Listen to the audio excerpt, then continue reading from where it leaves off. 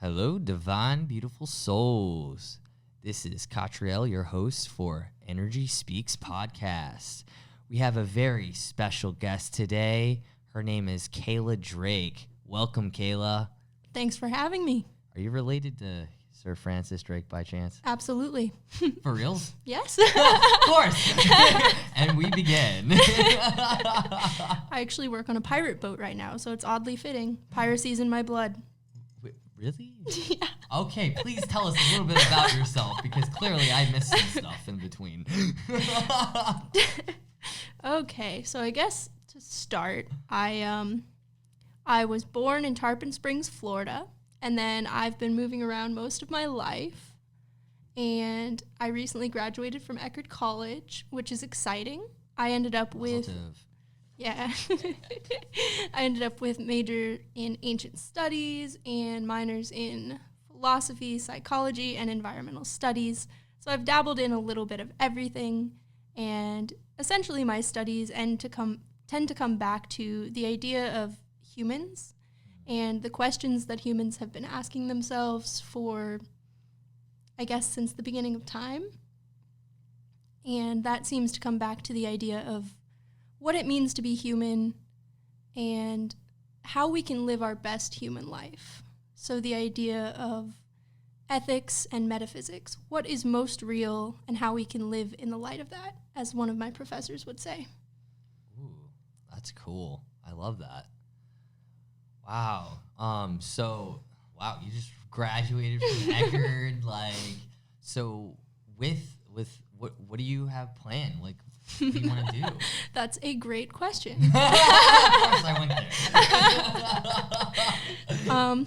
Currently, I'm trying to figure that out. I'm working on deciding what my next step is and where the energy takes me, I guess. So piracy.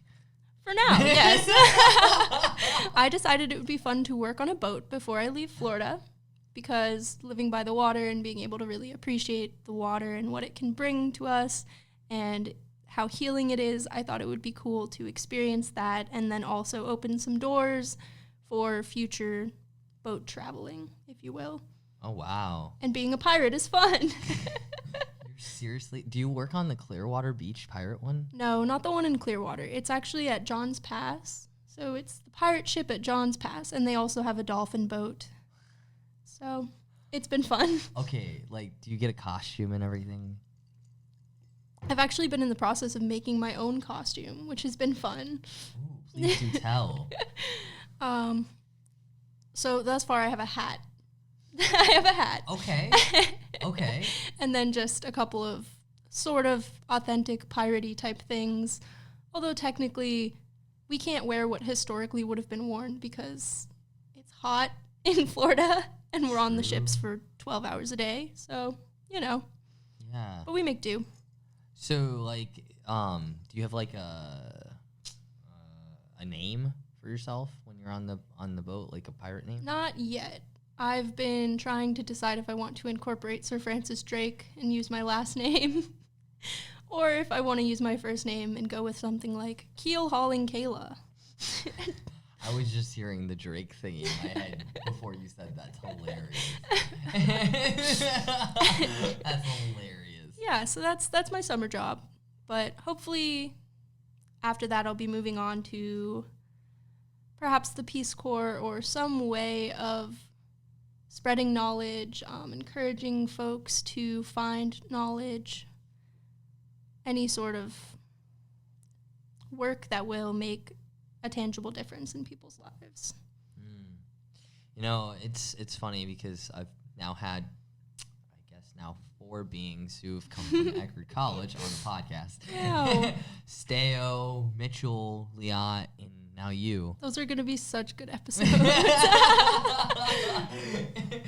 And it's just very interesting to see, how, when you go to college, what you study and everything, and then what that leads you into, do they make it to where, I never finished, so I don't know this part of the puzzle piece, but do they have, some type of integration where you can kind of, have some support on figuring out what the heck you're gonna do with the degree you have. Not as far as I know. You might want to add that job. It's true. But I think that's some of the fun, is being able to decide where your intuition will take you and where your life is leading.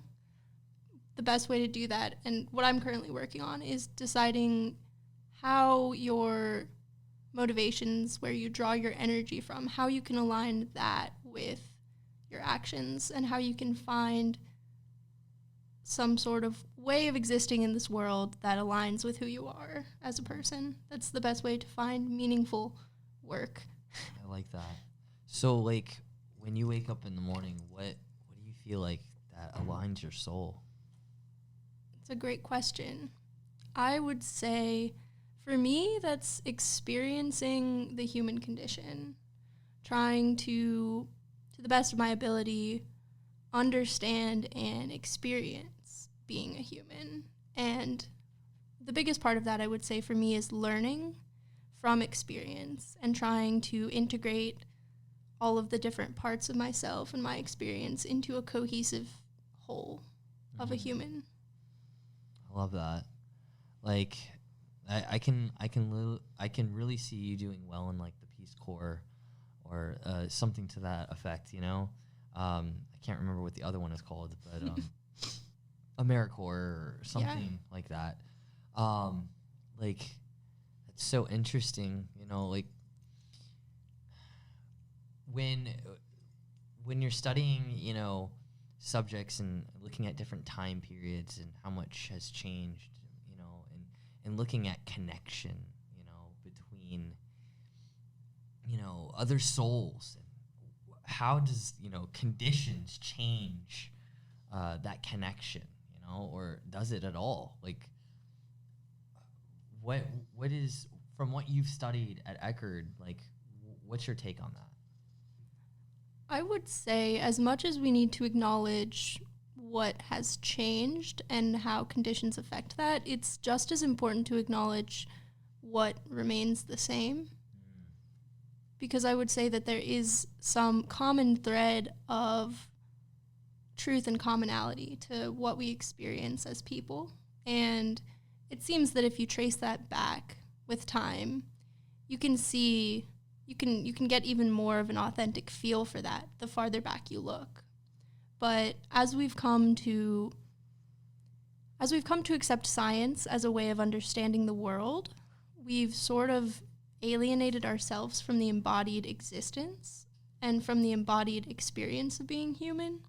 So it seems to me that in our modern day and age, we're sort of experiencing a crisis of alienation, particularly from some understandings that we would have been able to more clearly understand in the past.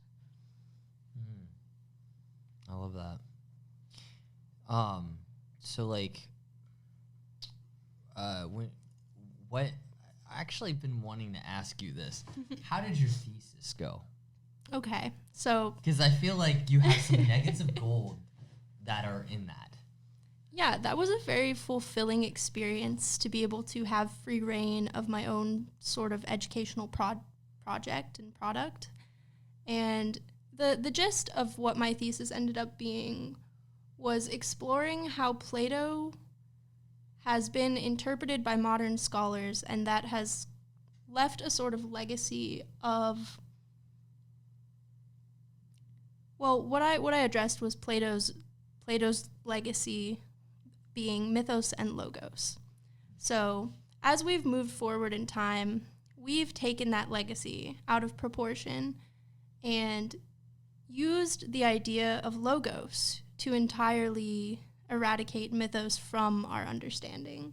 So in some sense, if we use Ken Wilber's wording, we can say that we have transcended but not included myth as a way of existence for our modern times. And in doing so, we've sort of forgotten a fundamental part of how we exist. So what I ended up proposing as a solution to that problem was a dialectical synthesis between myth and logos. So a sort of remembering that myth and fact are, though we consider them opposites, they are the same in kind, but they only differ in degree. So they fundamentally rely on each other, and when we create the sort of false dichotomy between them, we're losing a fundamental part of what we can understand using them. So, like, you know, back in Greek times, it was their culture to have this myth, you know, like these different stories, and that really shaped, you know, society around them. And even moving forward with, you know, these major ideas and philosophies, like, how to put this, like, those myths, like you said, it works with the logos, right? Would you say, like, I'm trying to think of what I want to say. That's okay. That's okay. Because there's a lot of complexity to stuff, but at the same time, it's so simplistic, right? Mm-hmm. And I think that's kind of the point, right? Yeah. It's I feel like in at least in life we tend to complicate things. Absolutely, and sorry. No, you go ahead, please. That's something that I addressed in my thesis, is the idea of the abstracting and alienating power of labels and categories. And so the farther we've come with language and the more abstract language has become, the more we've become alienated from the meanings, the actual physical, tangible meanings of the words that we're using. And so they get lost in a sort of abstract world, and a world of pure thought, almost. And I think that's part of the issue that we've come to be immersed in our modern time, is overcomplicating things, over-intellectualizing things, and forgetting that there is still a subjective element to our existence, if you will. Yeah, you know, that sparks something when you just said that. One thing I like to often go back to is words, and ironically, apparently that's where we're going, is the dictionary today. Word. We were joking before the podcast because she looked at her co-star today. Which I never do, ironically. And it happened to say prose, was it? Yeah, it has a list of do's and don'ts, and on the list of do's was podcasts and dictionaries. So here we are, talking about words. So, you know, it's interesting, like, words in general, like how many meanings there are. Like, for instance, in the Greek, how many different words for love? Quite a few. It's like 8, right? About, yeah. And they all mean different things, because, yeah, like, you know, I feel like in today's society, we are losing the meaning to words, like the potency. Absolutely. There's a book that I would recommend on this subject. I believe it's called Poetic Diction, A Study in Meaning, by Owen Barfield, I believe. And he addresses the way that in cultivating this sort of language, we've lost touch with the poetics and the actual authentic meaning of a lot of the words and language that we use. Right. And, like, we don't even realize how powerful words are sometimes. I mean, I was actually, on the way over here, I was listening to some music, and I had my Jewish music on. And it's funny because you look at culture, right? All right, so I have several different songs on this playlist. Some that are more aligned to Reform Judaism, and you can tell. Why? Because they'll say the entire prayer out. But when you get to, someone who's probably more aligned to conservative or even Orthodox, in the song, it will say Baruch Hashem. And it's because that they're reserving the name of God within their personal prayer, not just the song. And I don't think there's a right or wrong to it, because it's all about perspective and intention, right? But it goes to show you how powerful, like, words are and how we use them. And are we building up by them, or are we tearing down? What are your thoughts on that? Well, just in general, when we think of the power of words, what that makes me think of is magic. And magic from the very beginning of its existence has been about the words and how the words are intertwined with the meanings. And with, rather than there being the word and separately the subject that it represents, in the beginnings of language, we had the word, and the word didn't just represent the thing, it was the thing, in essence. So there was no distinction between what we said it was and what it was. And so I think that is where the power of words initially started. And we've sort of lost touch with that as we've come to understand words as representative of an object, or signifying an object, rather than just being the object. So I think in that sense, language as we know it has changed a lot and lost a lot of its potency, as you said. Yeah. I mean, what do you feel like, in today's society, how we can kind of reform or shift things to highlight the essence interwoven within our words? How do we go back to that?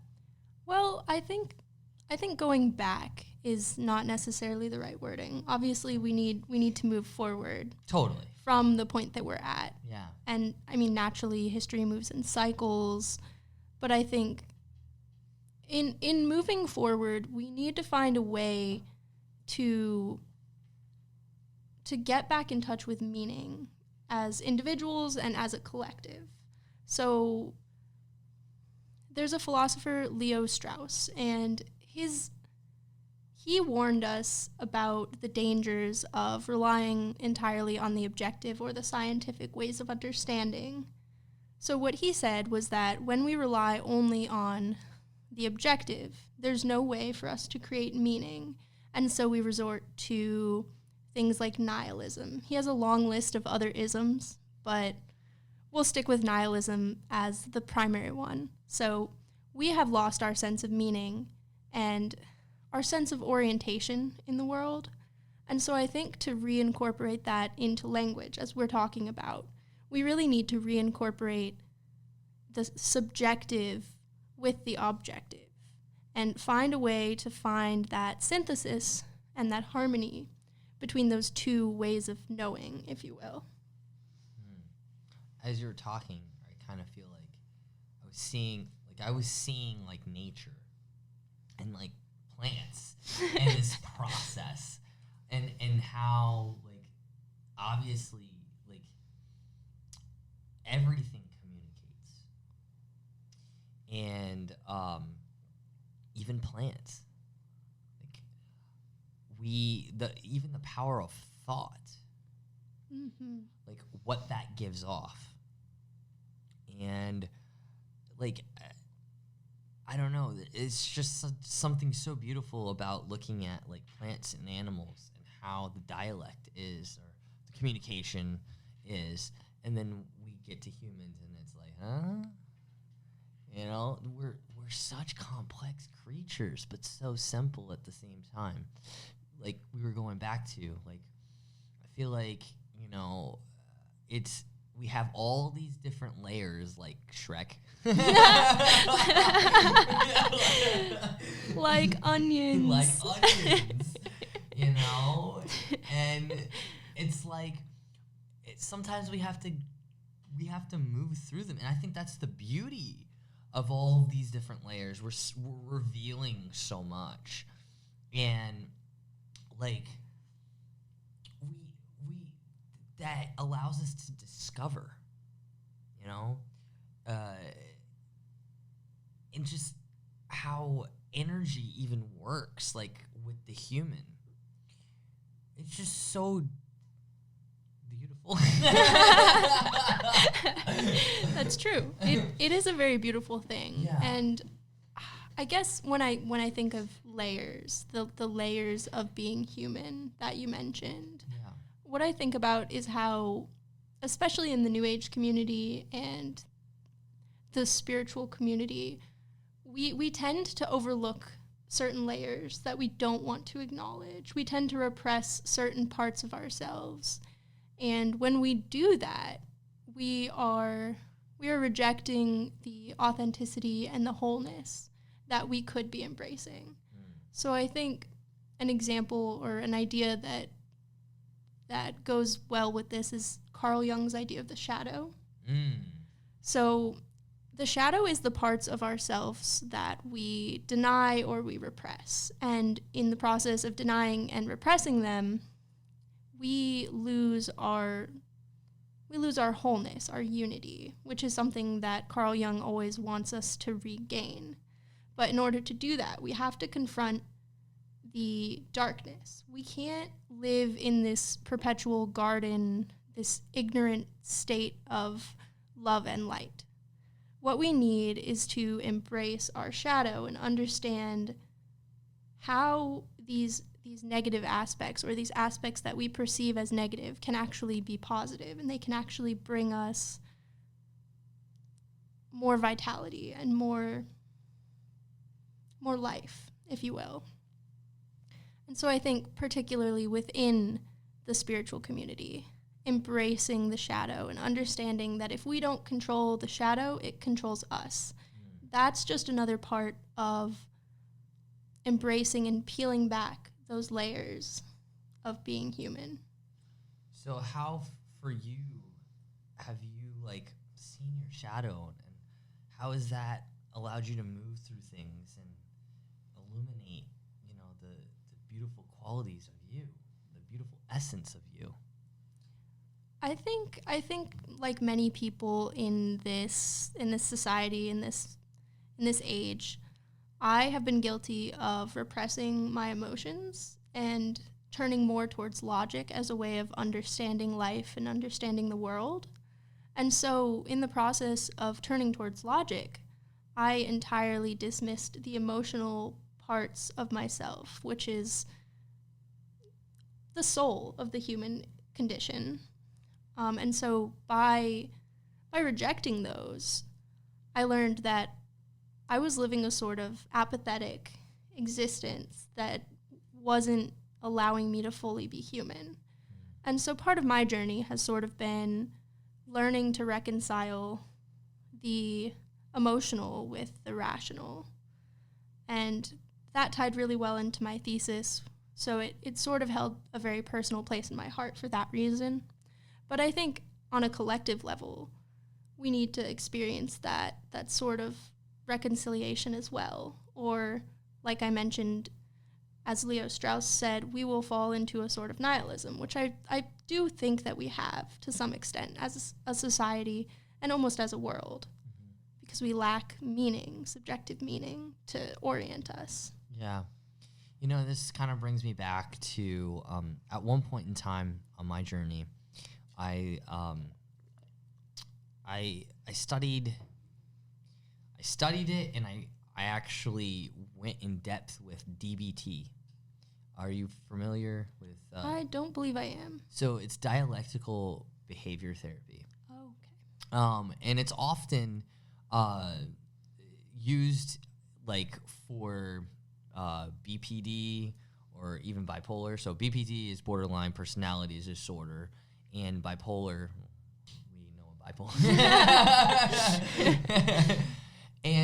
And what was very interesting on how its approach is, it's very much so from the Buddhist mindset, and it's about taking the logical and the emotional and finding harmony in between. Okay.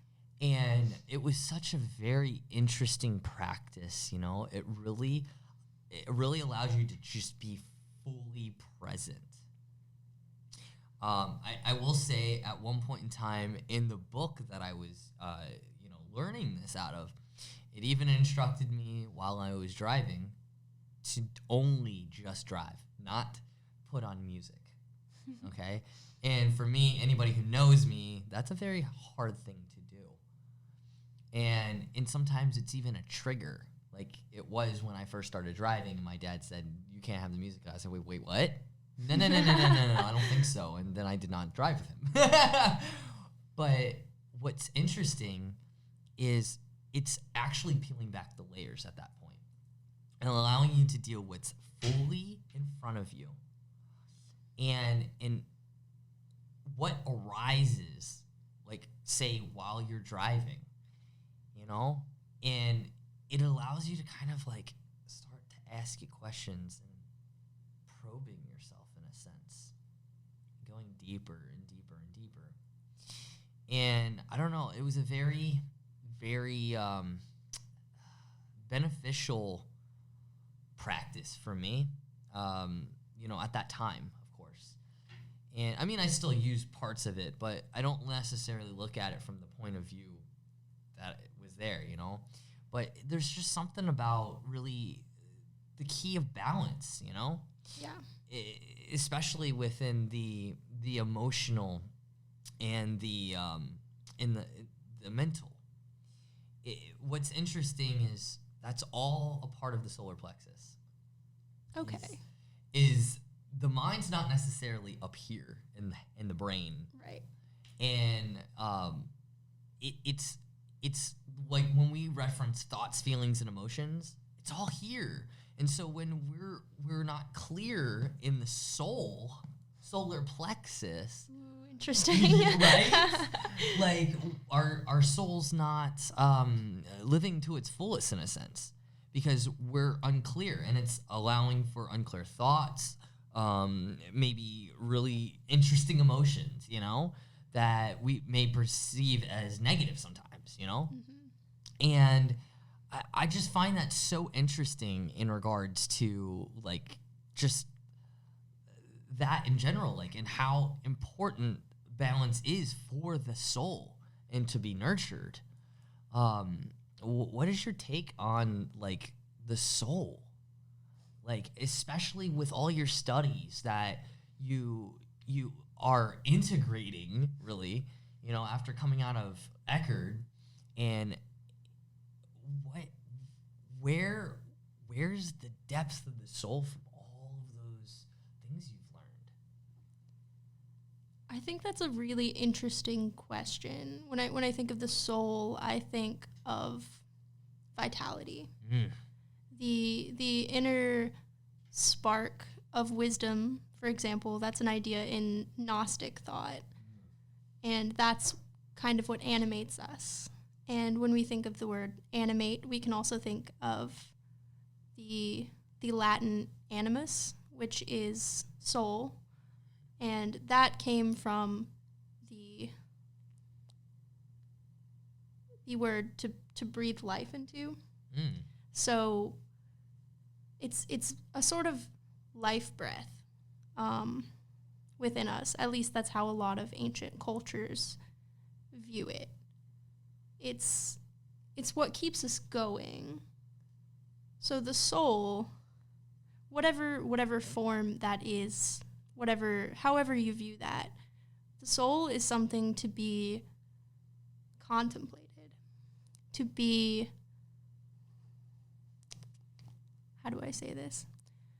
You should sit before yourself and contemplate who you are and why, and get a deeper sense of your experience as a human, I would say.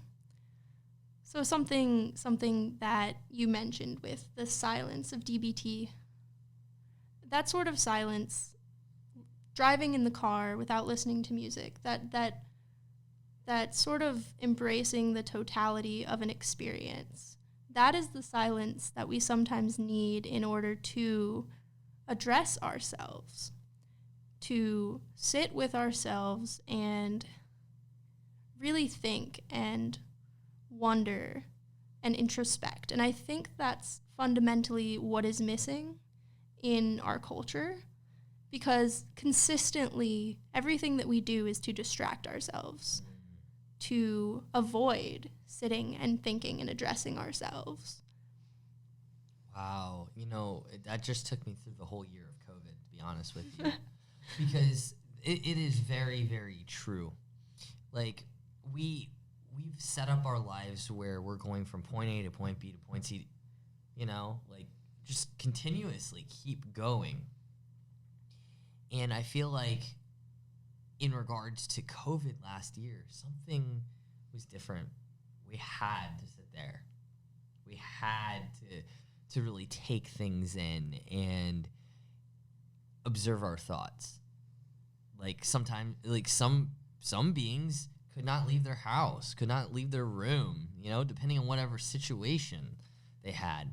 And what was very interesting is how it affected the earth as well.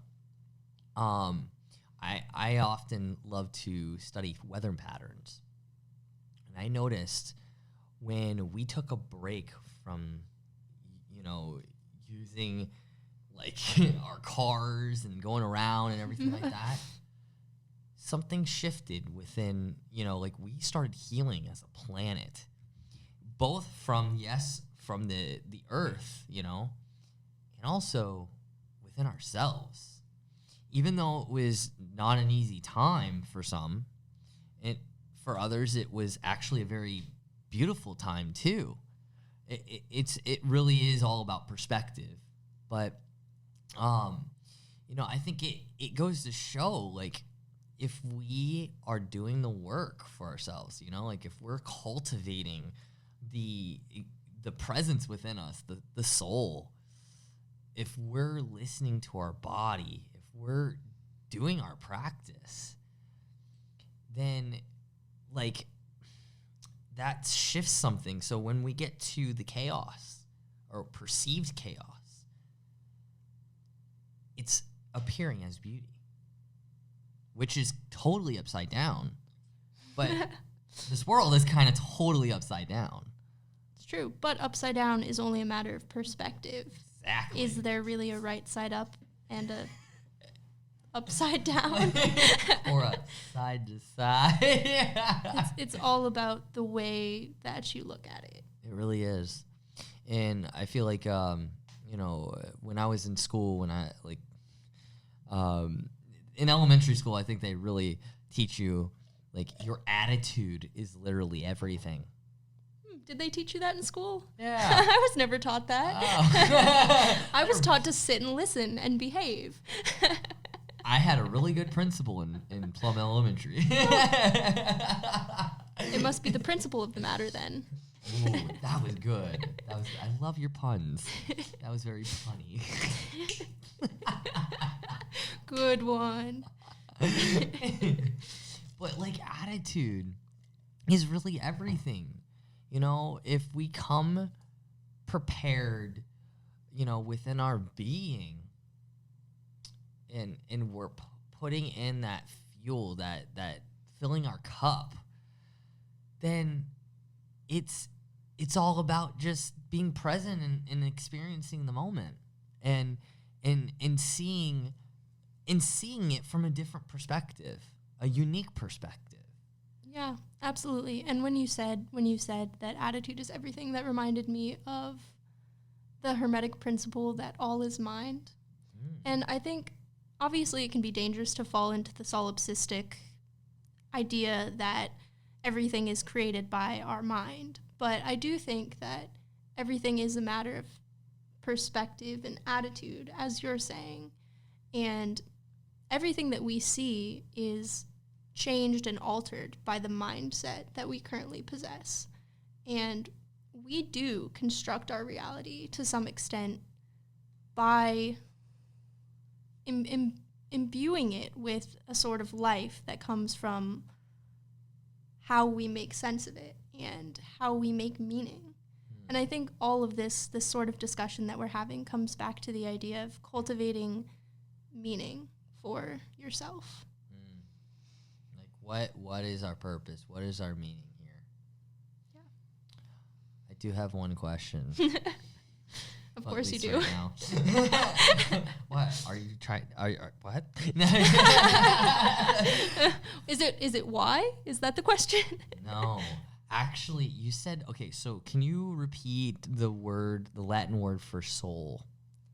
So that is animus. Or anima. That is one of the Latin words. Okay. Okay, are you familiar with the word animagus? I don't believe that I am. Okay. I really, dictionary, Latin, I guess. I really would love to know if there's any relation to, you said animus and animagus. The reason I say so is, of course, Harry Potter is a thing. The animagus was the, someone who could transform from like, for instance, Sirius Black became a dog. Right. Or McGonagall became a cat. Do you find any relation to that? Just us speaking about it. The connection that I think of there is just that the fiery nature of vitality, the fiery nature of the soul, and how fire is transformative. If you look at ancient alchemical sorts of traditions, you see that fire can transform. It can transmutate substance into something else. And so that's the alchemical connection I'm getting. Okay, cool. I love that. I love when I can just throw random things out there and be like, and you'll have a good answer. And it is, fire is a very, very transformative element. And I encourage, beings out there to work with the fire element. It can be even the spirit of it, What is your spark? What is fueling you for the day? And that allows us to really illuminate what what we're here to do and purpose. Yeah, and a sort of worldview that I've been contemplating and cultivating lately is the idea that we should consider our source, whatever that means for you, where you draw your energy and your motivation and your intentions from, what fuels you, as you said. That is source. And using that, we should try to understand our unique gift that we can share with the world. So we take source and we create it into a sort of lifestyle, a sort of something that we can share with the world. And we bring that to the collective. We share that with others. And in doing so, we enrich our own lives. What are some gifts that you have that you're sharing with the world? That's a great question. Your humor. Thank you. I'll be here all night. I would say that currently I'm trying to cultivate writing. I want to share thoughts and inspire knowledge seeking in others. So I think writing is a gift that I hope to share with the world in whatever form that might take. I once decided to write a blog. I haven't done it yet. But if I do, I will let you know. Well, is there anything that you want to specifically talk about? Like, what thoughts are going through your mind that are, have fuel? Also a great question.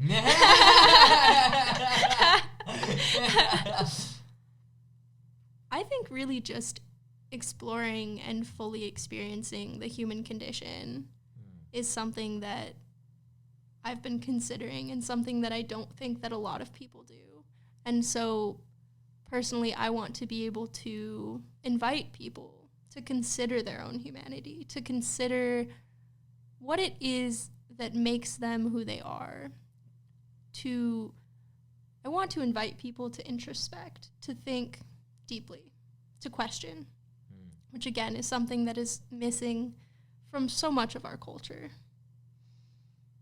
Yeah, no, I agree with you on that. Well, I guess what's interesting is in Jewish culture, we're advised to ask questions. Keep asking questions, never stop asking questions. And I really love that. I really love that about, like, I feel, like when I was in school, not everyone's Jewish, so like that was not the approach that was taken within the school system. Right. It was more so you listen, like you said, and there was, of course, there was select teachers that openly was like, please ask me questions. But even if there was a teacher, you would still, that would say that, you would still have your friends and all these other beings where you could feel self-conscious of even having a voice or even speaking out, Yeah. And that's the I feel like that's the thing that really did not resonate. It's like this very competitive nature in this society, and if we're wrong, then we're ridiculed. But, like, really, were we wrong, or are we still discovering things? And that's part of the journey. And I feel like if we took off this like, so there's spark, right? Like soul, but then there's also like gasoline, where it's so, like, in a sense, toxic, to where, like, we need to start like smoothing that stuff out and being like, all right, okay, we're all discovering things. We're all on the same path here, not like specific same paths, but we're all doing this as a human experience. And when we can come to that plateau of just realizing that, I feel like the world can shift majorly, because then we're all at equal footing, like, yeah, we talk about, equal footing on finances and all these things. Great. Let's get there at a soul level. Right. And I think that comes down to the fact that this society in particular conflates meaning with material. So material wealth is taken to be the only thing to pursue, the only way to create a life that is what you want. And so I think when we make that crucial mistake of thinking that material wealth is the only type of meaning, we tend to use our vitality in the wrong way. Like you said, the pool of noxious gasoline, if it's not used correctly, is going to create contagion, sort of competitiveness that isn't really productive. And so if we can harness our vitality and use it in a sort of productive way that aligns with what we find meaningful, then individuals are going to be a little bit less lost. I think that most people we see are sort of struggling for meaning right now, at least in the United States, because all they've ever been taught is that money is meaning, but it's not. And that's why it's really important to really figure out, like, really, again, going back to soul searching and realizing, what are your values?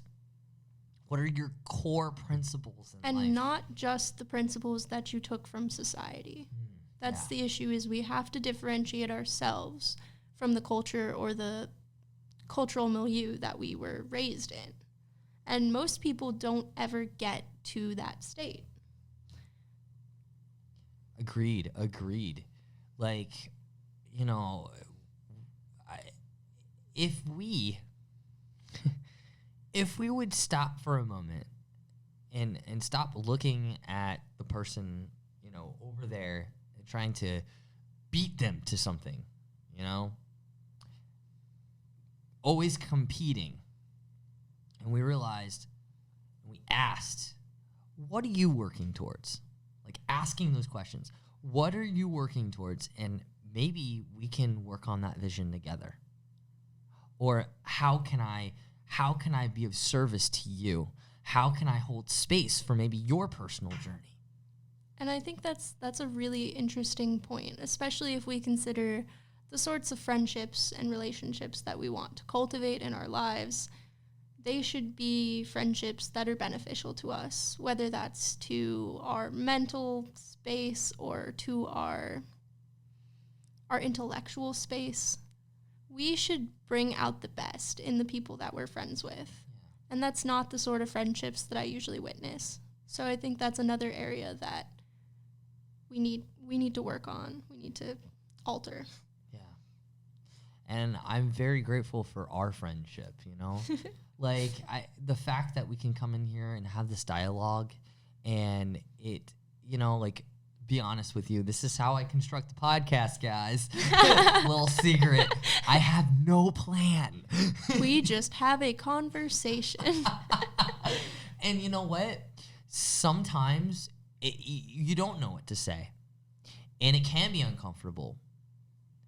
But you keep flowing through that energy because sometimes life is uncomfortable.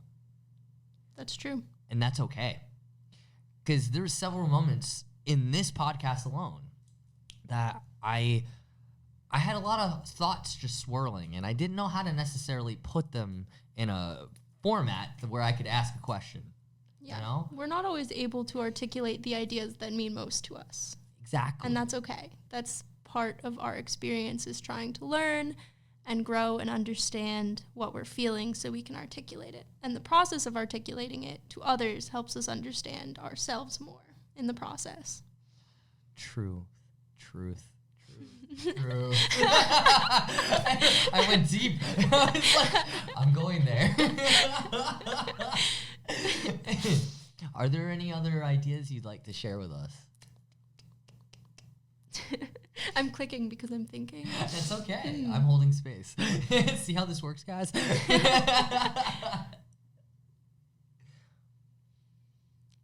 only thing that I just keep thinking is I'd like to challenge our podcast listeners to really explore ideas, really explore your own values, your own principles, understand not only who you are and how you act, but why. And consider that question, what is most real to you? And how do you plan to live in the light of it? I love that. Wow. Credit to Professor James Getch at Eckerd for that question. Ooh, I love it. Yes. Wow. I'm gonna take that in, and I'm just gonna, you know, like we're all soul searching, even though we may have an idea of, you know, what we're here and doing, you know. It's always still good to ask those questions and keep asking those questions. Yeah. The day that we stop asking questions and we stop learning, we've died. Exactly. Because essentially to learn is fundamentally human, especially to learn from experience, to learn from our mistakes. If we can't learn from our mistakes, we're living in a sort of endless loop with no direction and no new intake to be able to adjust our actions. Were you listening in on our last podcast? I don't think so. Oh, wow. I love this. It's so great. It's just how collective thoughts are. It's beautiful. I want to thank you so much for coming and having this beautiful human experience with me. Well, thank you for having me. It's been fun.